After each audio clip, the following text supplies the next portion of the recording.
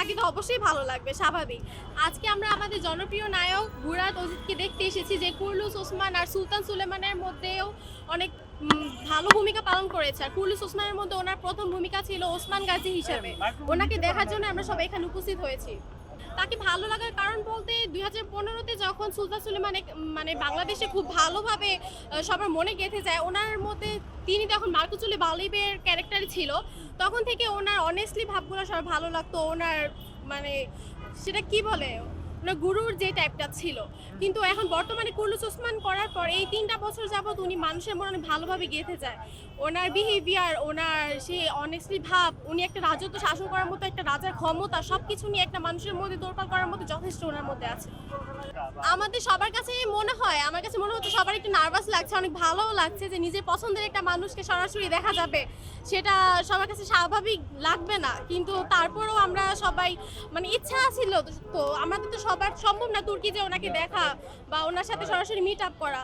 তো আমাদের ভাগ্যে যেহেতু হয়েছে, আমরা সবাই চেষ্টা করবো ওনার সাথে একটা মিট আপ করার, আমাদের সবার সাথে দেখা করার। কিন্তু এখানে খুবই কষ্টের একটা কথা হচ্ছে, আমরা বাঙালিরা যাদের মাধ্যমে ওনাকে পেয়েছি, আজমি পথিক, আরও কিছু গ্রুপ আছে যাদের মাধ্যমে আমরা ওই ওসমান গাজী বা দিল্লি সার্তুল এইসব সিরিজগুলো দেখতে পেয়েছি, কিন্তু ওনার এখানে উপস্থিত হননি। তার পিছনে অনেক বড় কারণ আছে।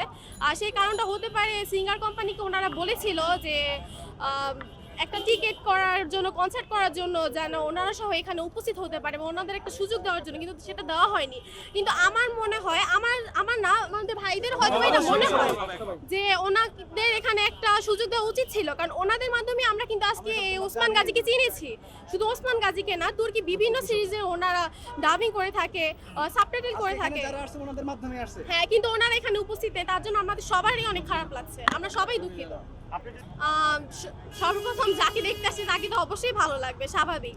আর আমার মনে হয় কিছু বছর আগে হয়তো বাঙালিরা ইন্ডিয়ানদের প্রতি খুবই দুর্বল ছিল, কিন্তু বর্তমানে তুর্কিদের প্রতি দুর্বলতা খুব বেশি বেড়ে গেছে। এটা প্রথম কারণ হতে পারে দিল্লি সার্তুল আসার পর থেকে সবাই দুর্বলতা ওখানে কেড়ে নিয়েছে।